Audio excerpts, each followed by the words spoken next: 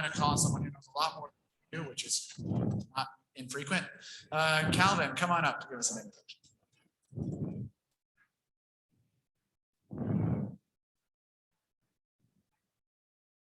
Thank you, Pastor Daniel. Good morning.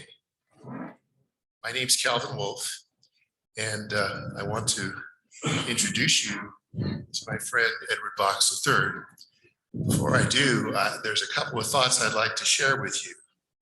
Where we live in this area of the Front Range was in history occupied by tribes like the Apache, the Comanche, and of course the Ute, who call this area home in their territory.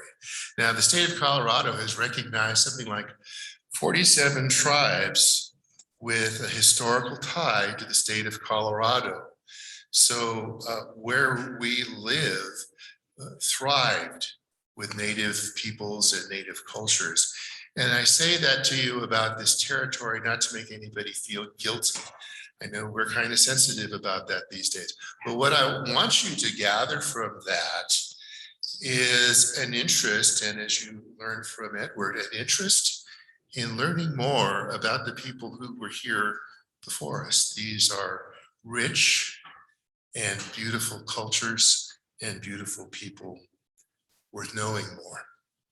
So I'd like to introduce my friend Edward Box III.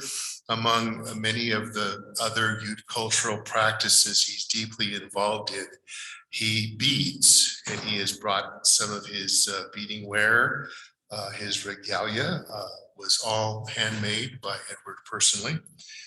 He is involved in the Southern Ute Tribe traditional dance group. He's a former director of cultural preservation for the Southern Ute Tribe, which is how I met Edward. Very active in his community, so many ways that some people are trying to encourage him to slow down a bit, but he always maintains his spiritual center. So I'm very honored to introduce to you my friend Edward Box III to share a bit about Ute history with us.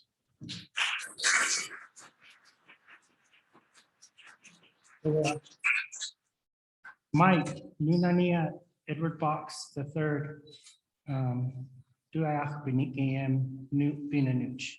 And what I said in my language is, it's good to see you. And of course, I'm Edward Box, and I'm also Southern Ute. So go ahead and get started. I have to say that I was just sharing with the gentleman up here that my grandfather used to do this long time ago when I was a child, and I would follow him a lot, to presentations. And when my cousin found out what I was doing, she told me I was the keeper of the history. And I was like, that's what my grandfather used to do. He passed away in 2012. And I'll kind of briefly talk about him as well. But it's good to see all of you. And it's awesome. I'm going to start with introducing who I am. I was born in Durango, Colorado, raised on the Southern Reservation. My grandfather was a very traditional Southern Ute, so I went directly into our culture. This is when I was young. I was chubby too, except when I was younger. And here I am now as I got older, and I want to share these two little girls are they're traditionally my granddaughters, because one day I went to perform and they were there, and the youngest one came up to me and called me Papa. And they're a cousin's granddaughters, but I don't know why they identified me as their Papa. So they're my granddaughters traditionally. And then I performed here at Colorado College, thanks to the photo here what Calvin took. And I also went to CC as well for a program for Native Americans. My parents are Eddie and Betty Box Jr. My father is Yellow Falcon, that is his native given name. And my mother is Yellow or Hummingbird Woman. And an elder gave that to her because my mom likes to talk. And she would, there's times that we would have to tell her to tone it. So I got some of her talking. I could talk a lot too, but I'm trying to maintain that every time. And my grandfather would do the exact same thing when he would be doing a prayer or he'd be talking about, the Utes or himself. We had a signal for him to tell him to, shh, no more. We'd go behind him, and then he'd hear that and he'd be like, okay, well, my grandkids are telling me that I spoke too much. And, my mother, we do that to my mother, and she says, oh, my kids are telling me this. So those are my parents. My mother is Navajo and Hispanic. My father is the full Southern Ute. These are my grandparents. This is my grandfather, Red Ute, Kanuch in our language. And my grandmother, she was Blue Miss Woman. She comes from a medicine man that was for our tribe for the Muach. She's more Muach. My grandfather's more Caputa, and I'll explain that further down. And my grandfather was a flute maker as well. He made a lot of flutes. I don't know if there's some in museums around here within the state of Colorado. So if you ever see anything from Eddie Box Sr., oh, and I forgot to put his last name, Box.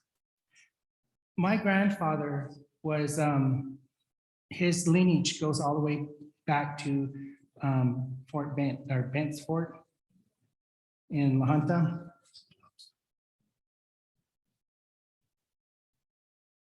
Okay, and these are my grandparents. These are the Hispanic side of on my side of my mother's side, but we also found out right my senior year that my grandfather, the Navajo family was looking for their relatives that were given away when this was the early 1900s, when they used to trade children to the farmers. My grandfather and his twin brother were traded, and I'm not sure exactly, we don't know the circumstances behind that, but come to find out my grandfather was Navajo. So I'm also learning the name, I'm also learning that culture as well. My grandmother is Hispanic. And just to show you that my lineage, this is my great-great-grandfather, Samuel Birch. He was one of our chairmen for the tribe. I also am a descendant of Edwin Cloud. This photo was taken at Pikes Peak. If any of you are familiar with that big, long photo of all the Utes, that he's in that, and that's from him. And he was the medicine man of our tribe. He conducted, he would do our Sundance ceremony, or, he did a lot of, anyone that was ill, they would go to him. And then I'm going to get to it now. My grandfather is a descendant of the Bents, William Bent. William Bent, one of his, I believe it was George Bent. I'm still learning about the Bent side, but from William Bent, one of his grandchild or some grandson, or one of his grandsons married or back then had 3 wives. He had a Southern Ute, a Ute, a Comanche, and Kiowa. And he had kids from all that, children from that. And that's where my grandfather was the last one to carry the Bent's name. He was Edward Bent Box Sr. So I've always wanted to go back to England, and because that's where the Bents are from, and say, hey, I'm your cousin. It'd be interesting, Okay, so I'm going to talk a little bit. That was a little bit history of or little biography of myself. Talk about the tribe that I'm enrolled in. The Southern Utes, as you saw, we're the oldest residents of Colorado, and we have no migration story. We believe our creation story takes us back to the mountains. So all these mountains, especially Pikes Peak, Garden of Gods, all the way up to Boulder, these are very sacred mountains on both sides to us, and we respect them because there's a lot of sacred sites up there that have been protected. And as you see, we also inhabited the mountains. We were in Colorado, Utah, Wyoming, eastern Nevada, northern New Mexico, and Arizona. So our territory was pretty large, and we were nomadic people. So we would, during the winter times, we would live in the mountains. In the summer times, we'd go live on the plains. So, and we lived in bands. I've always told a lot of my tribal members to realize that don't call us a tribe. We were bands. So Southern Utes, as I'll say, show early next, is that we were the Mwach and the Kuputa band. And a lot of our traditional ways, histories is passed down orally. So all that I have learned in my regalia, in the work that I do, all my ceremonies have been passed down. They haven't been written down. And it's really interesting. When we're small, but when I was small, I was advised by my grandfather and my grandmother when we'd go to a ceremony or we'd go somewhere, we were told to sit down and don't say a word. We had to observe and listen. And one day I asked my grandfather, how come I can't ask you, why do we use sweetgrass? Why do we take water and we use that as an offering? Why do we do? He told me, you'll learn. He says, when you get older, you'll understand your culture. It'll come to you. As he put it, the gift will come to you. And so all these years, growing up, living life and coming back home, it's weird because now I can actually, I'm like, oh, that's what he meant. That's why we use that. That's why it's a connection from Mother Earth to the Creator or God. It's like coming to me, and sometimes it freaks me out because that was my grandfather's role. It wasn't my role. But now that I'm older, it's kind of, as it's been told to me, it's going to be my role. So this will actually show you how our original, the demographics of where our bands were and where we occupied. So when they find a site, a sacred site, when they're doing buildings or they're out there putting a cell tower, say if they did something over here, found something, then our tribe we would be one of the tribes that would be contacted so that we could see who, and I guess you could say ownership over that particular site. So they would call the tribe and we'd go and look at it, see if it's part of our traditional ways or buildings. And so we occupied at that time.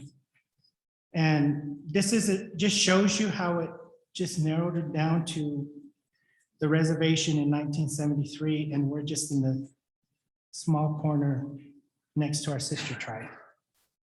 And I will share this story because it was told by my grandfather's brother, my uncle. He said that right before Chief Ute passed, he was working with the government. See, the Southern Utes really don't look highly of Chief Ute because of the fact that he was enjoying the money that he was getting, the luxury. He wasn't really connected to his culture. And so at that time, right before he had passed, they met in a little area next to the river. Some of the chiefs met with him, some of our tribal elders, and they were telling him that they were disappointed in him and what he was doing because he was about ready to move the Southern Utes, the Mwach and the Kuputa, to Wyoming. Our reservation was going to be moved to Wyoming. He was working with the government to move the Utes, the Southern Utes, to Wyoming. So, but he had died before that even happened. And we believe, things, if you don't live humbly and in harmony, it comes back to you. The Creator will show you, or he'll say, it's time for you to go, come live with me. So I was told that. It was quite interesting. We lived on a unique relationship with the ecosystem, and our language is a dialect of the Ute Aztecian language. And just to let you know, it's the Shoshonean Ute Aztec language. And the Comanches have the same dialect. The Paiutes have the same dialect. The Shoshones have the same dialect. So we have an actual reunion every year where all these tribes get together and they share each other's culture. And when they speak, it's almost like it's their words are almost similar to our language. In fact, my uncle who has passed on, Alden Naranjo, he told me that he got to visit a tribe in Mexico, indigenous tribe down there, and they spoke Ute. So he said, he kind of speculated that maybe we actually, we migrated we were in this area, or so we broke off, but our language is down there too with that tribe. So we believe that. And so explain a little bit about our life. We have the circle of life. All our houses or the teepees at the time, our ceremony structures were set up in a way to honor the circle of life. As when I'll share this with you, is when we would go into our ceremonies, we start with the east because the doors open to the east, and we go around in a circle. All the time, it's always a circle. We don't break that. And it starts with, and it also incorporates a season. Season is life, is spring. We look at that as birth, infants. You're coming out of the womb. South is summer, the youth, when you're starting to learn who you are. And then west is fall. That's what I'm in between the west and the north as I see it, because I'm still young. I still do, well, I feel I'm still young. I do still think I'm like 18 years old, but my body tells me no, I'm more north. So north, winter, and winter is a time when we'd come in together as families. That's where the family unit would stick together. That's when we would do a lot of our ceremonies. We do beadwork. We'd get our regalia ready for the spring celebrations. This is my favorite, the Southern Utes beadwork. Our beadwork originally started as geometric, and if you can see, if you go to the museum and you see early Ute beadwork, and it goes with the all Native American tribes, is they're geometric. And when we had this first Spanish contact, the Utes really prized and loved the floral in the women's skirts. They really loved the colorness, so they adapted floral to their beadwork. And I'll show you, I brought some of my work, and I didn't realize I still have the needle attached to it. But I'm making this is what we call it fit over me. It's a cape breastplate. I'm gonna put bones in here. But this shows you some of the beadwork style. I actually took this from a belt that my grandfather gave me, and I started to bead it. And I wanted to make something to match the belt. So this is kind of the earlier type of floral. Then we went into, we love the rose so much. And I was told that the rose meant to us, there was meanings behind it, like the fertility, the rose meant the fertility for the woman. And it escapes me what it meant for the men. But if you look around, you'll see roses on beadwork or on your outfits. More than likely, you made that. This was made by she's passed on. But one thing that I do have to say is that when we bead, sometimes we don't like to do certain things, so we ask another person, another member, can you finish this off? So before she had passed, she had asked me to bead the edge of it, because I love doing that. I don't know why. And I still have that in honor of her right now.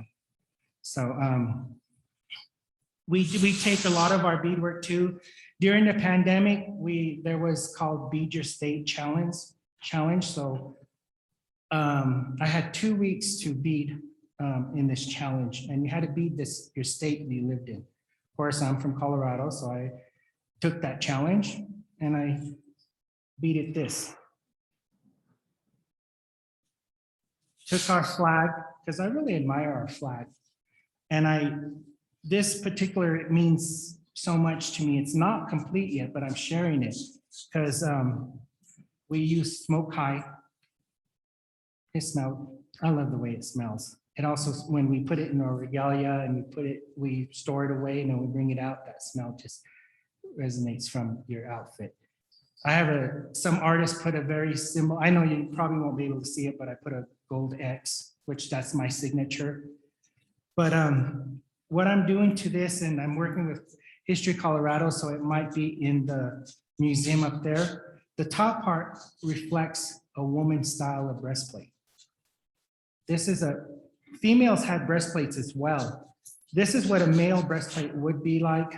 And a female it was almost like this right here. And it would come down. The females, if you look at old photos, the kids, the children, the girls had that type of breastplate. And I'm not sure if you know, but breastplates for us came down to here. And they were they were to guard us from arrows when they would go out to war. That the men had that was part of their regalia when they went out into battle. And what I'm going to do here, it symbolizes where we're located, state of Colorado, and that's our Ute word, Nuchu, which means the people. And then I put it in the English term Ute. Floral, like I said, we love floral, so there's a floral there. Then I incorporated an eagle feather in there, and that's our connection to the Creator. And then what I'm gonna do down here is put horsehair, which symbolizes the male. And sometimes we get creative in our beadwork.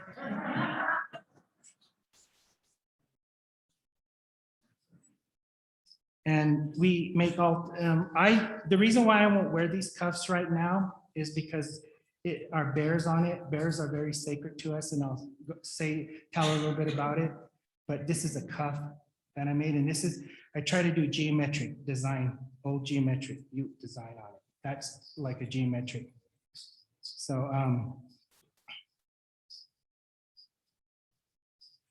this is the project. This is the article that was in our newspaper. And as you could see, there's my beadwork in the state, for the state of Colorado.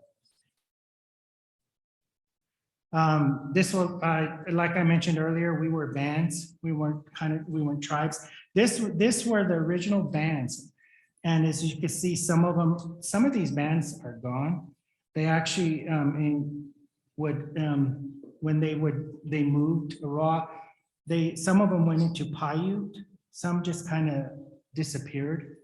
But this will show, these are more the current ones right here are the bands that we have right now, but those ones on that side are gone. But we originally were bands. The Southern Utes, like I mentioned earlier, were comprised of Muwach and Kaputa bands. The Muwach band, that's where Chief Buckskin Charlie came from. And the Muwach resided on Front Range. They were all up this area. The Kaputa were more down south, like La Junta and all the way down to northern New Mexico. And our reservation was established in 1837 is when we were put there. There are currently 3 Ute reservations. There is the Southern Utes, which are here in Colorado, the Ute Mountain Ute tribe, which is next to us near Cortez, and then the Ute Indian tribe, which is in Fort Duchesne. They were the ones that were pushed out of Colorado. And anytime that they finally acknowledged them about 4 years ago in the state of Colorado. So their tribal flags hangs at the Capitol now. They were pushed out during the Meeker Massacre. So they ended up in Utah, and they hold a grudge against Colorado. So This is our current reservation, and this particular reservation, I mean, our reservation, of course, I put 681,000, that's our current acreage, acres. But we're a checkered reservation, and what I mean by checkered reservation is that when we were first put on the reservation, all tribal members were given so many acres of land to farm because that they wanted the Utes to become farmers. And then they imposed like taxes, or they would repo that land. So all that land was sold to farmers. So there's parcels of land on the reservation that isn't even tribal. They abide by state law, but they still sit within exterior boundaries of the reservation. Where I'm from, Ignacio is not reservation, but it still sits within the exterior boundaries. And just to share with you, I am on our town board. I'm a board trustee for our little town. So politics, I tried for our tribal council, but I was still young then. I didn't realize what it entailed, but I didn't make it. But when I ran for a town office, I made it. So this kind of gives you an idea with expanded where the Ute Mountain and the Southern Ute reside within the state of Colorado. And our tribal seal means a lot to us. It was designed by two tribal elders. They're elders now, but they've passed on. During the pandemic, one of the elders just passed, Stanley Reed Foss, he just passed during the pandemic. But our seal symbolizes what we felt was what to identify who the Southern Utes are. And my favorite is the Indian head.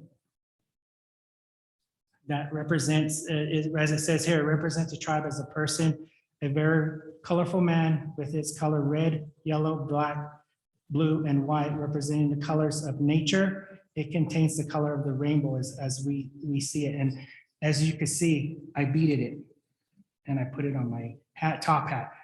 And I tried to find a hat that, if you look at old photos of the Utes, they used to wear top hats. So I thought I'd make it unique and put our tribal, the Indian chief on my regalia. I'll talk a little bit about our events. These are some of our events right now. We have the annual bear dance, the Ute Nation Day. We have our sun dance, and we have our tribal fair.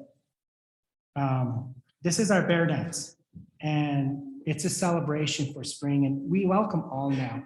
Back when we used to do it with other bands, it was more of a sacred ceremony. We did ceremonies like a little girl coming to being a woman.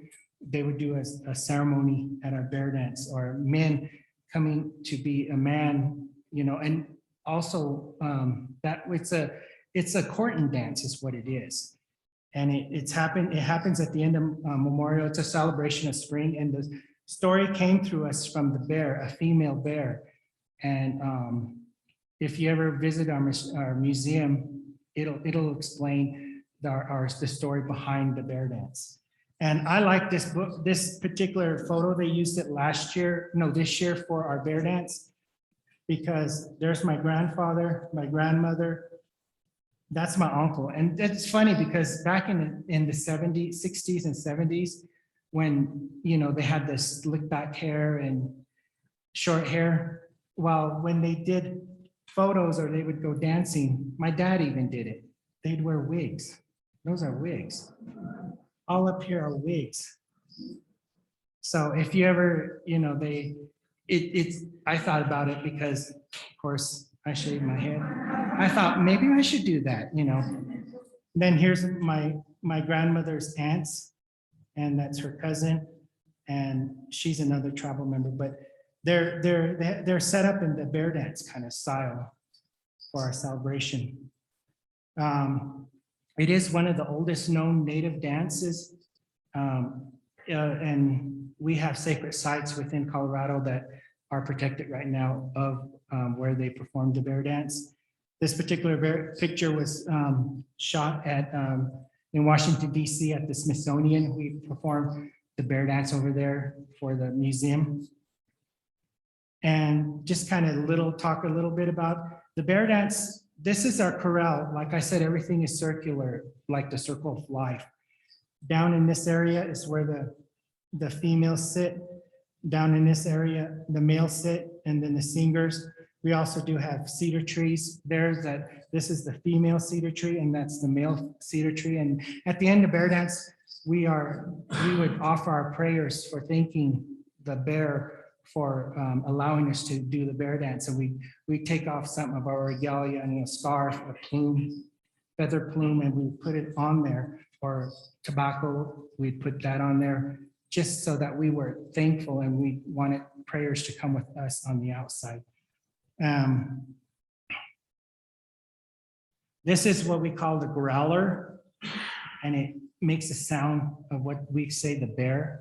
You'll see it. I'll show a quick video on that. Back then it was called this is old style resonator. They would take a tree, gut it out and turn it over, dig under it, and they would use that to make the sound of the bear. This is today's. That was how it used to look. I did this presentation back in college. I still had it. I was like, wow. But then they put the zinc on top to make the growling sound. When we dance, the women's dance stand on the west side or the east side, and the men stand on the west. And this dance, like I said, is a courting dance. My parents actually met at the bear dance. And what the bear dance to us symbolizes is if you're married and you go to the bear dance, it's to strengthen your marriage because your wife or your husband's out there dancing with the opposite sex. And we believe that if you had a strong marriage, it was okay. But it also was to where we would they would get married, or they'd like the couple, and I mean they would like the partner they're dancing with, and that's how, like I said, how my parents would. And when they danced, they would say, "Oh, I like the way this guy danced," or "I like the way this woman danced." How they, they're like, then maybe a relationship would come out of that. So this is a step now, which is just back and forth. Back when my grandfather was young, they went further. They would dance further. It was maybe 4 steps more. But this is just them singing, them pictures of dancers. And yeah, I wanted to share this with you. This film was actually created in 1988, and I'm not sure if any of you know Jan Pettit. She had the museum up here, the Ute Museum. That's I can't even think of the location, but she, with the help of my grandfather and some other tribal elders, they did a Ute Museum up there. She actually produced this this video. So I'd like to share it.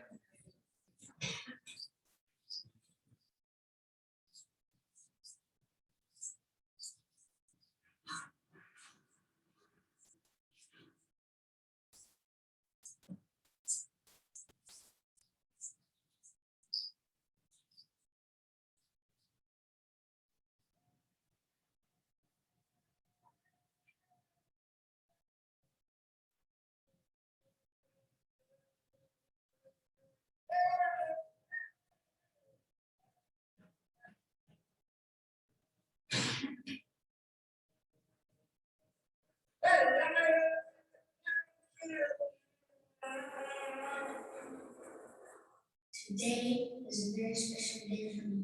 Today is Bear Dance Day.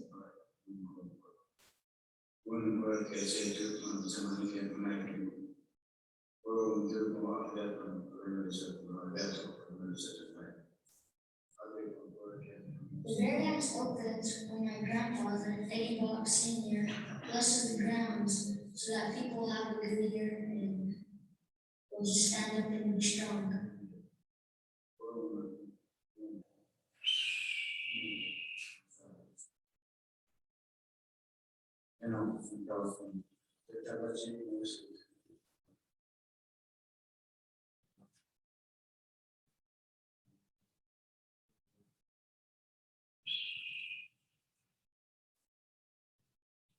My grandfather makes a tobacco offering to the west, north, east, and south. Bear dance is when my people get together to celebrate the opening of spring.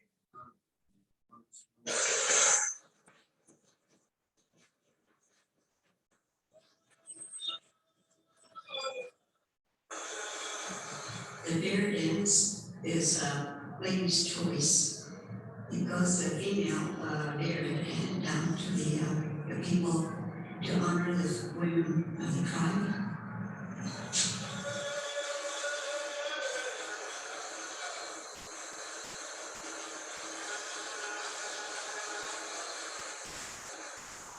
When I see the women coming towards me, I'm not really sure which one's gonna get me or if I'm gonna get picked at all. It's just a moment, just to wait and see.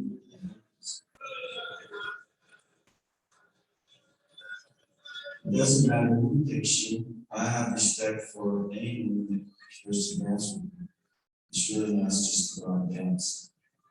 You feel calm at first, waiting for the music to start. And when it starts, the rhythm goes on.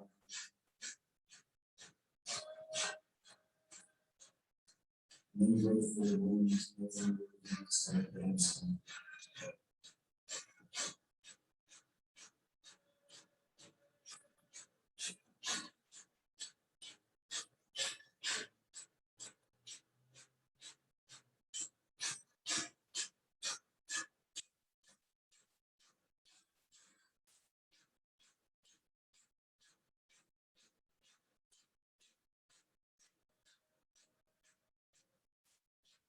Yeah. You wait for the cat that's the most, for me, exciting. Because you go across on your own, you're dancing with the woman in the picture. You're not with me in one hands. It's not only hands in the mouth. Dancing back and forth. You're going to that's really tense when I really even talk to her. There's times when they won't talk to you or they won't talk to her, it's just dancing. Most of the time, you kind of turn your room, so from you face to face right there, and then you dance with them before. Just usually ask what your name is, but you know, just like the weather and stuff. I find that the women are just as shy as the men. Just dance with them, just to do.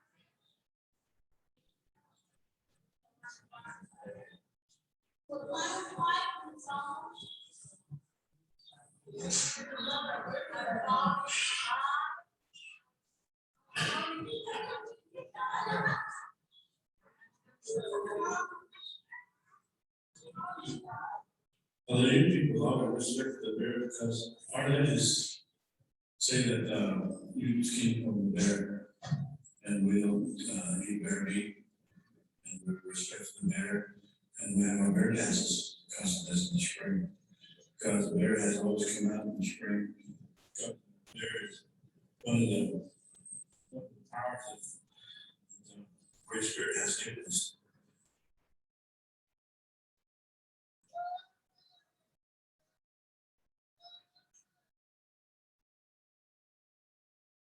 The traditional dress for the women is a cloth dress carrying pattern and blue moccasins, blue belt, blue earrings. And some may have their hair ties up in their hair and the from shop.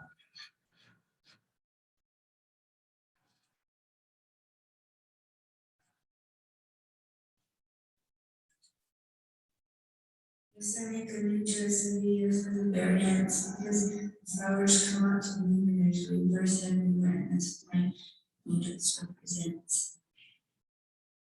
Well, that summer I spent a lot of time with my girl.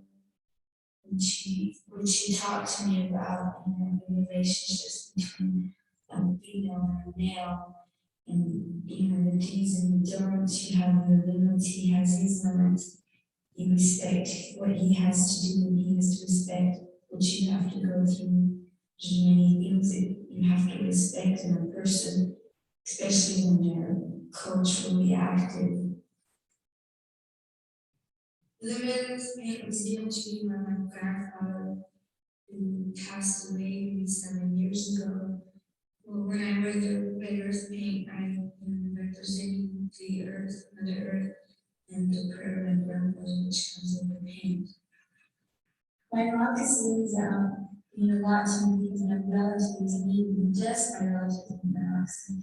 So while I'm dancing, it's like my relatives are dancing along with me. Asking a man to dance makes me feel like I can take charge of things a little more in life than having to wait for another person to ask me.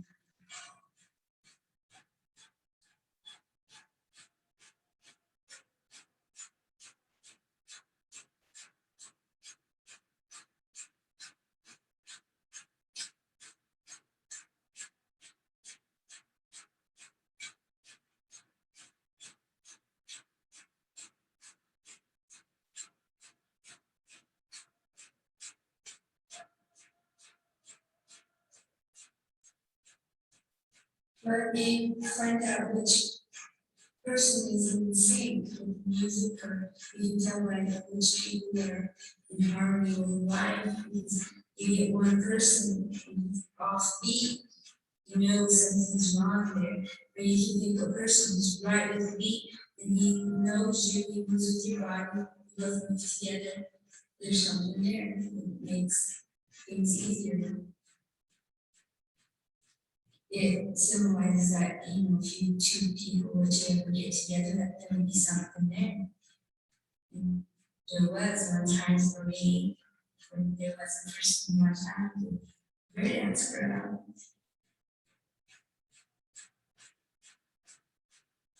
I feel a lot of pride because I'm really glad to you because I go out and I represent 3 different bands, which is in my blood. So when I go into the nation's capital, or even just as our state capital, I think of the warriors that fought with the government to try to protect our lands and our hunting grounds and our rights. I'm thankful for the time that they kept running as long as they did. I think the only way that we'll ever make our culture become stronger is to start it in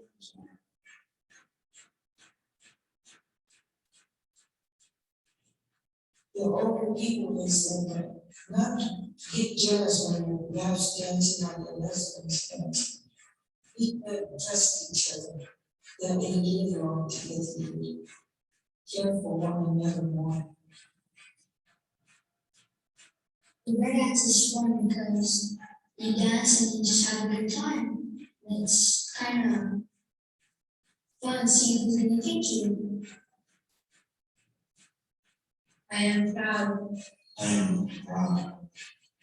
He's for no one to do. I am proud to be.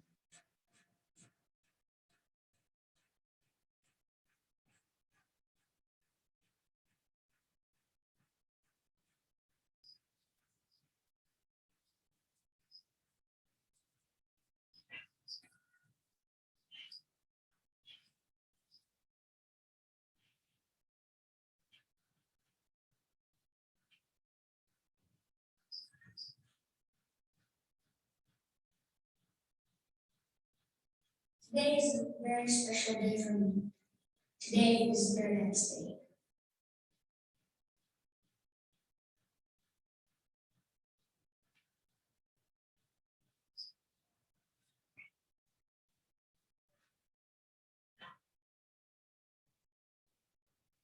So that's our bear dance. You know, it's a courting dance. It's a lot of the, when I look on there, I see all the, I see a lot who have passed on. And I believe that as I share this, it's their way of showing who, they're talking through me. They're sharing who we are as you people. So, you know, the man that was in there, I mean, the young boy, not the child, but the teenage one, was my brother. He's our bear dance chief now. And then her, that's Regina Lopez White Skunk, and she's like, she mentioned in here, and it kind of caught me off guard. She's a real advocate on protecting our land. She tried to protect bears here.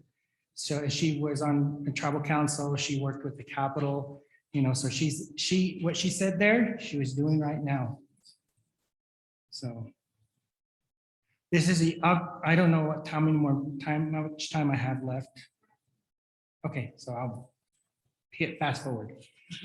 This is Ute Nation Day. We held that during the bear dance time. It used to be called Chief Uray Day, but based on what he did back then, it was changed to Ute Nation Day, and we celebrate the Ute Nation Day with themes of the Ute life, our culture, government services, and here are some of a list of who we honored in the past Ute Nation State.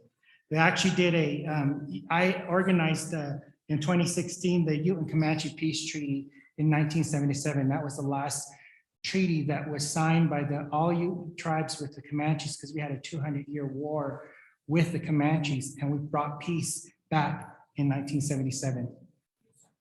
We have our tribal annual fair, which is every September. The year the pandemic hit was our 100th-year celebration, but we're still going to celebrate next year. No, this year, our 100th year still. We're still 2 years behind, but we're still going to do it. And our first one was held in 1920. And a lot of we have the fairs open up to all. And we have a parade. Tribal members get to exhibit their things that they bead. Some of this beadwork that I've done is I'm gonna enter into the fair exhibits. We have games and contests throughout the event. And we also have the hand game tournament, which is our gaming, our way of gaming. Sundance, I'll just talk briefly because that's very sacred, but that's our annual celebration, our annual ceremony that we come together we offer prayers to cleanse our people. And we have our government, we have our own tribal government. Our last hereditary chief of the Southern Ute was Antonio Buck Sr. He was our first elected chairman. Buckskin Charlie. He went to be, it's Buckskin Charlie, a descendant from them. And as you see, these are some of our chairmen. We had our first female chairman, and this is my brother. He was also a chairman of our tribe. The tribal government, tribal council governs over 3 entities. They're like, they are the supervisors of our Southern Perm Fund, which is our government portion of the tribe. The Growth Fund, which has does investments, tries to find, they purchase buildings, they purchase realty. You know, the tribe, that's where we get a lot of our revenue from. And then the Sky-Ute Casino Resort, which used to be the Sky-Ute Lodge back in the days. Our Southern youth, we pride on them. The tribal council wanted to start grooming our youth into becoming our future leaders. So they created in honor of Sunshine Cloud Smith. She was my grandmother's favorite aunt.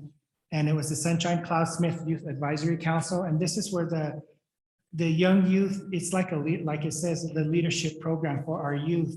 They hold little councils. They interact with our tribal councils. They give them if the decision, if there's a issue or matter that's coming forth, they'll actually work with our youth to get their input as well. Because the voice of the Southern, it's a voice for our Southern youth. And it just teaches our youth to become leaders. This was one of our youth advisory council. And then we pride on our ambassadors of the tribe, the Southern Ute royalty. Every year we held a pageant and they're judged on Ute history, Ute talent, and dancing, and then they're crowned at our tribal fair.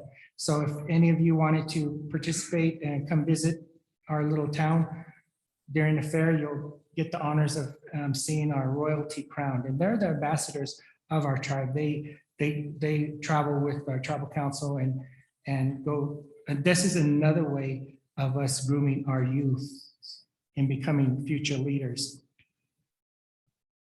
And this just showing that this was our past royalty when before the pandemic. During the pandemic, they got to hold one more year. Now we don't have no royalty. We're waiting until our fair happens. This is what I was talking about. This one I pride on. This is,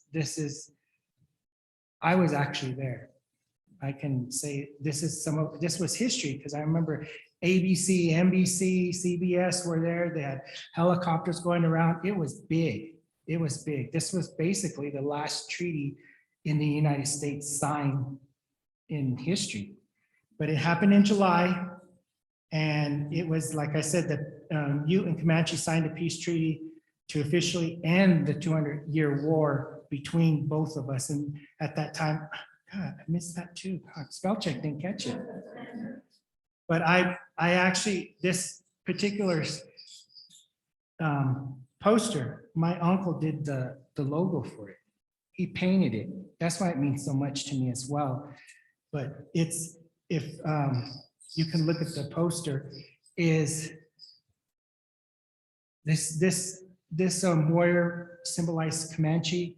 This symbolizes you, and our shields.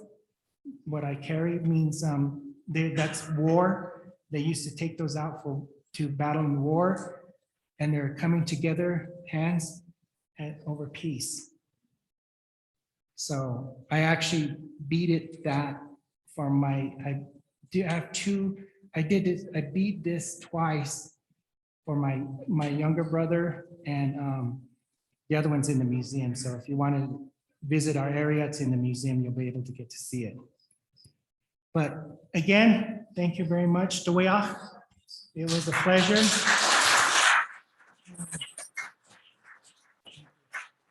I do want to say that the way I was brought up was to share my culture. My grandfather and my grandmother taught me, share your culture so you can gain that respect with other people.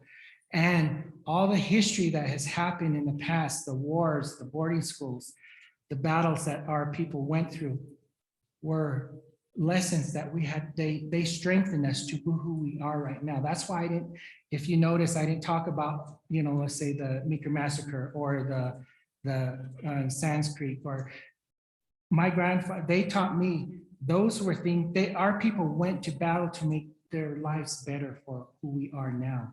So that's how I was taught. So that's why I like to share that with all, is that's how I'm about peace. That's what my grandfather and grandmother did. They were about peace. They wanted us to live a healthy, humble life. So I'm sharing this with you.